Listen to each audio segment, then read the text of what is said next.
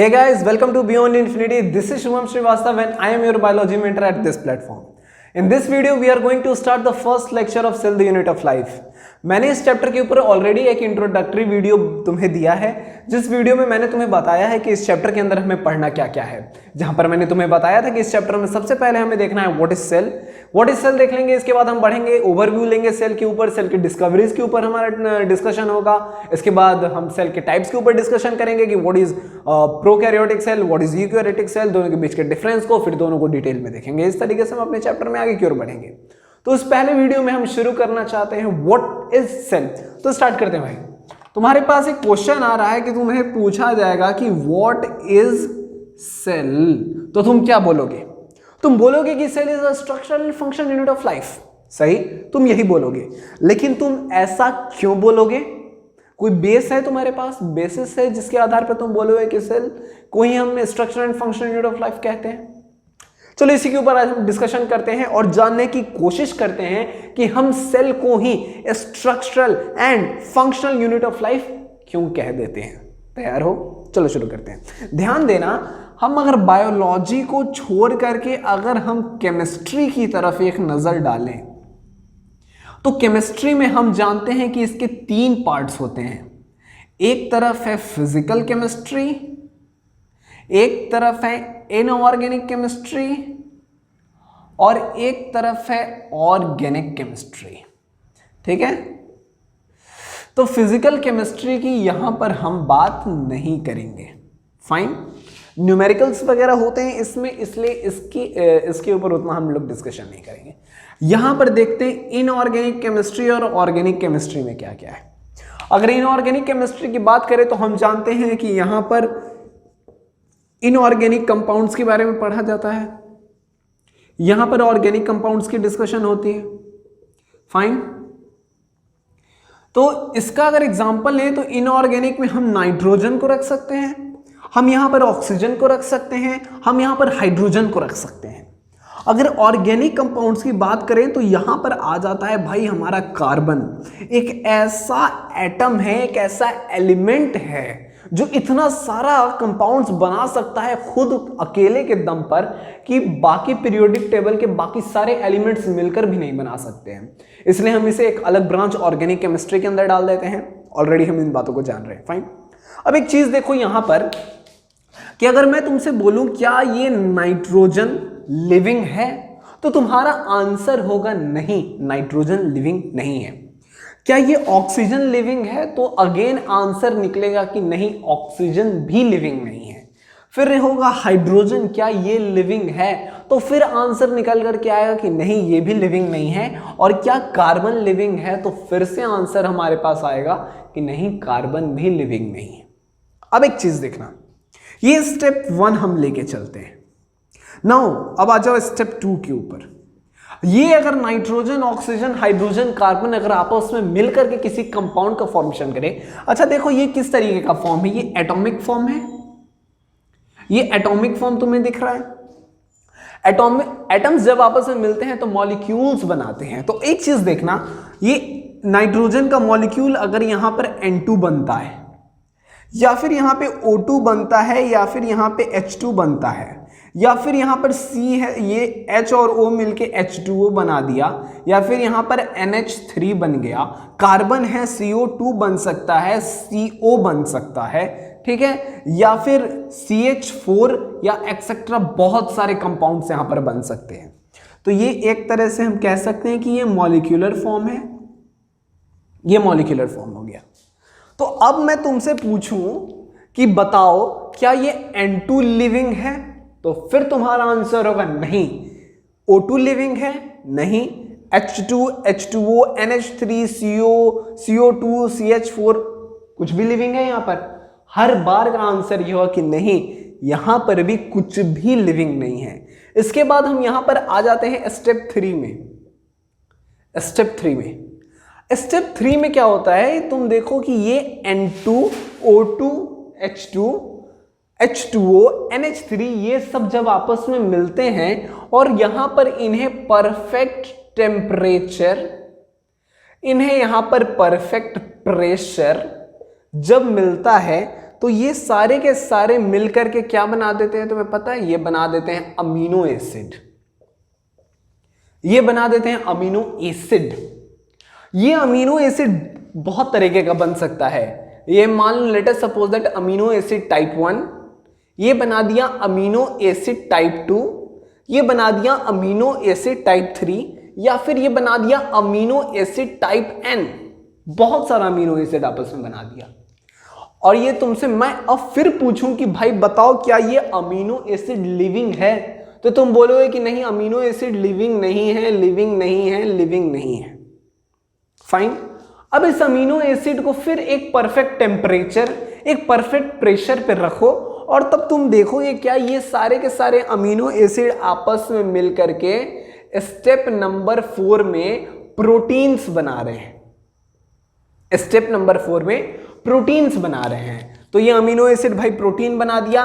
Late us suppose that protein number 1, protein number 2, protein number 3 and protein number N। बहुत सारा protein बना दिया। ठीक है। अब मैं तुमसे फिर एक बार पूछूं कि बताओ क्या ये प्रोटीन लिविंग है, तो फिर से आंसर होगा नहीं, ये नहीं है लिविंग, प्रोटीन लिविंग नहीं है। एंड नाउ अब हम लोग आ जाते हैं स्टेप नंबर 5 पे। ये प्रोटीन्स जब आपस में एक परफेक्ट टेम्परेचर पे, एक परफेक्ट प्रेशर पे, एक परफेक्ट एटमॉस्फेयर में आपस में मिलते हैं, तब ये मिलकर के बना देते हैं CELL सेल। फाइन। अगर अब मैं तुमसे पूछूं कि सेल लिविंग है या नहीं, तो तुम बोलोगे यस, सेल जो है वो लिविंग है। तो ना तो N, ना तो ऑक्सीजन, ना हाइड्रोजन, ना कार्बन लिविंग था जो एटॉमिक फॉर्म में था, ना ही मॉलिक्यूलर फॉर्म के N2, O2, H2, H2O, NH3, CO2, CO, NH, ये कुछ भी लिविंग थे, ये सब नॉन लिविंग थे। अमीनो एसिड जो यहां पर था, ये अमीनो एसिड भी नॉन लिविंग था। स्टेप 4 में जो प्रोटीन्स थे वो प्रोटीन्स भी नॉन लिविंग थे। एंड स्टेप 5 में जो सेल था ये लिविंग था। तो सेल ही वो पहला स्टेज था जिसमें कि लाइफ देखने को मिला। सेल ही वो पहला स्टेज था जिसमें कि लाइफ देखने को मिला। इसीलिए हम सेल को कह देते हैं क्या? सेल को हम लोग इसीलिए कह देते हैं structural and functional unit of life. समझ में आया कि हमने क्यों कह दिया सेल को structural and functional unit of life? क्योंकि यही वो पहला स्टेज है जहां पर हमें लाइफ देखने को मिला है। समझ में आया? फिर इसके बाद सेल है, सेल से बन जाएगा टिश्यू, टिश्यू से बन जाएगा फिर ऑर्गन, ऑर्गन से बन जाएगा ऑर्गन सिस्टम, और फिर ऑर्गन सिस्टम के बाद तैयार हो जाएंगे हम जैसे ऑर्गेनिजम्स। ठीक है। तो सेल वो पहला स्टेज था जहां पर लाइफ देखने को मिला। ऑब्जेक्टिव्स में तुमसे पूछा जा सकता है, ऑब्जेक्टिव्स में तुमसे पूछा जा सकता है, इस तरीके का क्वेश्चन तुमसे पूछ लेगा कि भाई सेल किससे मिलकर के बनता है। ऑप्शन में डाल देगा तुम्हें अमीनो एसिड, एक ऑप्शन में तुम्हें डाल देगा इनऑर्गेनिक और organic compounds like NH3, CH4 etcetera, और ऑप्शन 3 कुछ और हो जाएगा, और ऑप्शन 4 में तुम्हें डाल देगा प्रोटीन। तो तुम किसको टिक करोगे? तुम वहां पे टिक करोगे प्रोटीन को, क्योंकि प्रोटीन ही सबसे क्लोज है किसके? सेल के। फाइन। इस तरीके का क्वेश्चन पूछा जा सकता है। इतना जान लिए। इसके बाद, इतना जान लेने के बाद हम आगे की ओर बढ़ते हैं और नजर डालते हैं किस पर? कि भाई किस तरीके से सेल की डिस्कवरी हुई और किस तरीके से सेल की डिस्कवरी के बाद उस पर सेल थ्योरी दिया गया। अब हम लोग देख लेते हैं सेल के डिस्कवरी के ऊपर एक नजर। तो सेल की डिस्कवरी की मैं बात करूं तो बचपन से सुना हुआ है कि सेल, लोअर क्लासेस में भी हमने देख रखा है कि एक है डेड सेल की डिस्कवरी हुई थी, लिविंग सेल की डिस्कवरी हुई थी, इस साइंटिस्ट ने किया था, उस साइंटिस्ट ने किया था। किसने किया था और कैसे किया था और कब किया था, इसको एक बार और हम लोग देख लेते हैं और इस तरीके से सीक्वेंस वाइज देखते हैं, ताकि अगर ऑब्जेक्टिव्स में तुमसे पूछ भी दे किसी भी एग्जामिनेशन में या कहीं पर भी, तो तुम उसका आंसर आसानी से कर सको। ठीक है। तो चलो स्टार्ट करते हैं डिस्कवरी ऑफ सेल। सेल का जब समय डिस्कवरी हुआ था तो पहल रॉबर्ट हुक नाम के एक साइंटिस्ट ने इसकी डिस्कवरी की थी। रॉबर्ट हुक नाम के एक साइंटिस्ट ने इसकी डिस्कवरी की थी, और जिस सेल की उन्होंने डिस्कवरी की थी वो एक्चुअली एक डेड सेल था, एक प्लांट का डेड सेल था। मैं तुम्हें बताना चाहता हूं कि ये कब की बात है, तो ये बात है 1665 की, ठीक है। 1665 में एक साइंटिस्ट थे जिनका नाम था रॉबर्ट हुक, ठीक है। रॉबर्ट हुक ने डेड सेल की डिस्कवरी की, ठीक है। ये डेड सेल एक्चुअली एक प्लांट सेल था और ये प्लांट सेल का कॉर्क था। कॉर्क समझते हो क्या होता है? कभी तुम लेबोरेटरी में गए हो, लेबोरेटरीज में जाओगे तो hard chemicals, for example H2SO4 या फिर HCl, ये ग्लास के बॉटल्स में रखे होते हैं और उन ग्लास के बॉटल्स को ऊपर से एक लकड़ी टाइप का तुमको दिखता होगा, उस कवर से उसे कवर करके रखा हुआ होता है, उसी को हम लोग कॉर्क कहते हैं। या फिर मैं तुम्हें बताऊं, मार्केट से तुम कभी कफ सिरप खरीद करके लाते हो, कफ सिरप, तुम्हें खांसी होती है, अगर तुम खरीद करके लाते हो तो उसके ढक्कन को तुम खोलोगे और ढक्कन को खोलने के बाद देखोगे अंदर में एक सर्कुलर गोल टाइप का एक स्ट्रक्चर एक लगा रहता है, वही होता है कॉर्क। उससे क्या होता है ना कि एयर मॉलिक्यूल्स अंदर नहीं जा पाते हैं, तो इसलिए कॉर्क का यूज किया जाता है। तो उसी कॉर्क के ऊपर इन्होंने स्टडी किया था, तो पाया कि एक प्लांट सेल है जो कि डेड सेल है। इनका खास बात यह था कि अपने ही बनाए माइक्रोस्कोप से इन्होंने इसके ऊपर स्टडी की, ठीक है। समय बीता, कुछ साल बीत गए, इसके बाद 1665 के बाद 1673 आया। 1673 में एंटन वैन लीeuwenhoek ने लिविंग सेल के ऊपर एक डिस्कवरी की, लिविंग सेल का डिस्कवरी की। और ये एक्चुअली लिविंग सेल एक बैक्टीरिया था दोस्त। क्या था? एक बैक्टीरिया, एनिमलकुलस नाम का एक बैक्टीरिया था, ठीक है। क्या नाम था इसका? एनिमलकुलस, ठीक है। ये बैक्टीरिया था, इसके ऊपर इन्होंने स्टडी किया। कुछ समय के बाद, कुछ समय क्या, ऑलमोस्ट 150 सालों के बाद की बात है अब ये, ठीक है। 150 सालों के बाद ये साल आया 1831, almost, not exact but almost 150 साल के बाद यहां पर आए रॉबर्ट ब्राउन, ठीक है। रॉबर्ट ब्राउन ने की न्यूक्लियस की डिस्कवरी, ठीक है।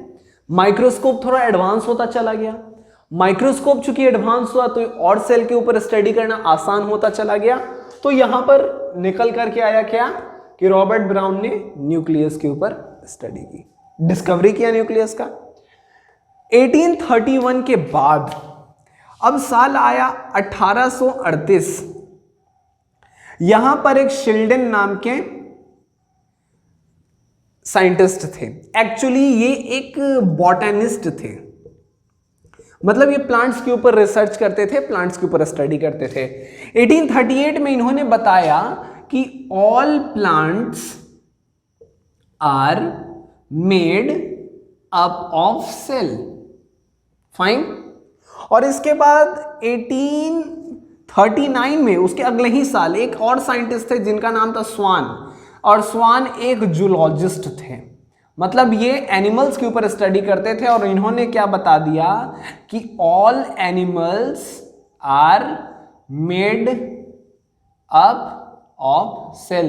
तुम्हें लग रहा होगा ऐसी कौन सी बड़ी बात इन्होंने बता दिया कि प्लांट सेल का बना है और एनिमल सेल का बना है, कितना आसान बात है। ये हमारे लिए आसान है क्योंकि हम बातों को जान रहे हैं। ये रिसर्चर्स थे, इन्होंने ये बात तब बताया जब कोई नहीं जानता था इसके बारे में, तो इसलिए इनका ये कहा हुआ स्टेटमेंट बहुत वैल्यूएबल है, बहुत इंपॉर्टेंट है इनका दिया हुआ ये स्टेटमेंट आज के साइंस के लिए। तो ये इन्होंने बता दिया। स्वान की कुछ और खास बात थी, स्वान ने 2 और पॉइंट्स के ऊपर डिस्कशन किया था। इन्होंने सेल वॉल और सेल मेम्ब्रेन के ऊपर भी स्टडी किया था और ये बताया था कि सेल वॉल जो होता है ये प्लांट्स का आउटर मोस्ट कवरिंग है, ठीक है, और ये सेल मेम्ब्रेन जो है ये एनिमल्स में आउटर मोस्ट कवरिंग है, ठीक है। तो ये बात स्वान ने बताई थी, कुछ एक्स्ट्रा बातें। इसके बाद 1838 और 1839 की बातों को अगर तुम देखो तो ये क्या बताता है कि सारे के सारे प्लांट सेल के बने हैं, ये बताता है कि सारे के सारे एनिमल सेल से बने हैं। तो 1838 और 1839 में शिल्डन और स्वान के शिल्डन और स्वान्स के इन स्टेटमेंट्स के बाद इन दोनों साइंटिस्ट ने मिलकर के क्या दे दिया, तो सेल थ्योरी दे दिया। जिस सेल थ्योरी में इन्होंने क्या बता दिया कि all living organisms are made up of cell, plant और एनिमल, तो all living organisms are made up of cell. लेकिन मैं तुमसे ठीक है चलो मान लेता हूं, इनका जो स्टेटमेंट था उसके आधार पे मैं लिख देता हूं यहां पर, all living organisms are made up of cell. तो जैसा कि हम लोग जानते हैं कि अगर किसी का जन्म होता है तो उसका डेथ भी होना तय है। तो सेल एक लिविंग है और किसी भी लिविंग ऑर्गेनिज्म को चूंकि सेल बना रहा है तो कभी ना कभी ये सेल मर जाएगा। ये सेल अगर मर जाएगा तो नया लिविंग ऑर्गेनिज्म किस तरीके से आ रहा है, मतलब यहां पर सवाल उठा कि नया सेल कहां से आ रहा है। ठीक है, तो इसका जवाब देने वाले साइंटिस्ट का नाम था वर्चाउ। ये 1855 में रुडोल्फ वर्चाउ नाम के आदमी ने, साइंटिस्ट ने बताया कि all cell arises from pre existing cell. ठीक है, all cell arises from pre existing cell. और रुडोल्फ वर्चाउ ने सेल थ्योरी का फाइनल शेप दिया सेल थ्योरी को, और उन्होंने इस स्टेटमेंट के साथ ऐड करके यहां से लेकर के यहां तक को फाइनली सेल थ्योरी कह दिया। पहला स्टेटमेंट कि जितने भी लिविंग ऑर्गेनिज्म है वो सेल के बने हैं, और दूसरा स्टेटमेंट उन्होंने ये कहा कि हर एक नया सेल अपने पिछले सेल से निकल करके आता है। और इस बात को हम इन डिटेल देखेंगे cell division and cell cycle में, जहां पर हमें पता चलेगा कि किस तरीके से नया सेल अपने पिछले सेल से निकल करके आता है। फाइन, तो एक बार और देख लो कि 1665 में रॉबर्ट हुक ने डेड सेल के ऊपर डिस्कवरी किया, 73 में एंटन वैन लीeuwenhoek ने लिविंग सेल के ऊपर डिस्कवरी की, 31 में ब्राउन ने न्यूक्लियस के ऊपर डिस्कवरी की, 38 में शिल्डन ने ये बताया कि सारे के सारे प्लांट्स सेल के बने हैं, 39 में स्वान ने ये बताया कि सारे के सारे एनिमल सेल के बने हैं, एंड 55 में वर्चाउ ने बताया कि हर सेल अपने प्रीवियस सेल से निकल करके आता है। और फाइनली रुडोल्फ वर्चाउ ने सेल थ्योरी को फाइनल शेप दिया, जिसमें कि ये कहा गया कि all cell arises from pre existing cell, और एक और था कि all living organisms are made of cell and their components. Fine, समझ में आया? उम्मीद है कि तुम्हें समझ में आया होगा। अगर समझ में आ गया है तो इस वीडियो को लाइक कर देना। अगर समझ में आ गया है तो इस बियॉन्ड इन्फिनिटी के एप्लीकेशन को प्ले स्टोर से डाउनलोड करो। अब अगर ये समझ में आ गया है तो अपने दोस्तों के साथ इसे शेयर करो और इसे पूरे चारों तरफ फैला दो, ताकि ज़्यादा से ज़्यादा लोग इस एप्लीकेशन को डाउनलोड करके इसका फायदा ले सकें। एंड तब तक के लिए ऑल द बेस्ट।